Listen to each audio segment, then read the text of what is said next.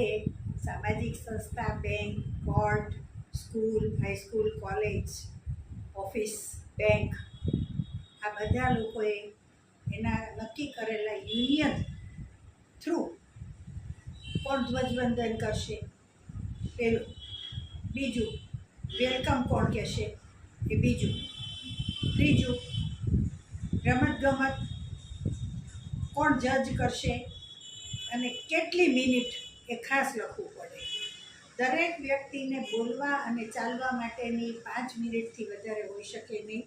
ચોથું મનોરંજન પ્રોગ્રામ હોય તો 20 એન્ટ્રી આવી હોય દેશભક્તિની, તો 20માંથી 50% 10 જ, અથવા તો 20 એક અંતરો ગાય અને સ્ટોપ થઈ જાય એવું. એટલે દેશભક્તિના ગીત માટે માત્ર ને માત્ર 30 મિનિટ જ હોવી જરૂરી છે. કોઈ પણ પ્રોગ્રામ ટીડીએસ હોય ને કંટાળી જાય ઓફિસરો, કારણ કે એને બીજે જવું હોય એટલે ન ચાલે. અને પછીનું છેલ્લું આભાર વિધિ, અને આભાર વિધિ પહેલાં એક ડિક્લેરી આભાર કરનારે કેવું જોઈએ કે નાસ્તો રાખ્યો છે, ફલાણા ટેબલ ઉપર છે, સૌ કોઈ ત્યાંથી પોતાની રીતે લઈ કરીને જાય. બસ આટલો જ પ્રોગ્રામ હોય.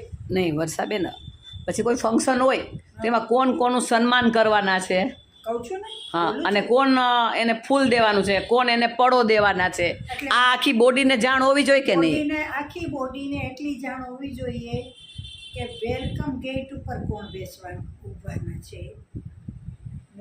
મોટા જજ કે મોટા ઓફિસર આવે તો એને એસ્કોર્ટ કરીને એના સોફા સુધી કોણ લઈ જવાના છે. પછી એ બેસી જાય પછી દરેક વ્યક્તિ એને જ્યારે તમારે ઉપર જાહેર કરવામાં આવે કે આટલા લોકો સ્ટેજ ઉપર કે ડાયસ ઉપર આવે, એટલે એ ડાયસ ઉપર ગયા પછી કોણ કોનું સન્માન કરશે. સિનિયર, જુનિયર, બોડીમાં હોય, બાર એસોસિએશનમાં જેવું હોય, આલિયાન માલિયાન દુલિયાને આડા આવડા દોસ્તાર હોય એટલે બાવડું પકડીને બેસાડી દીધા, સન્માનમાં કરવામાં ગુચ્છ આપીને મોકલી દીધા. આવું ન ચાલે.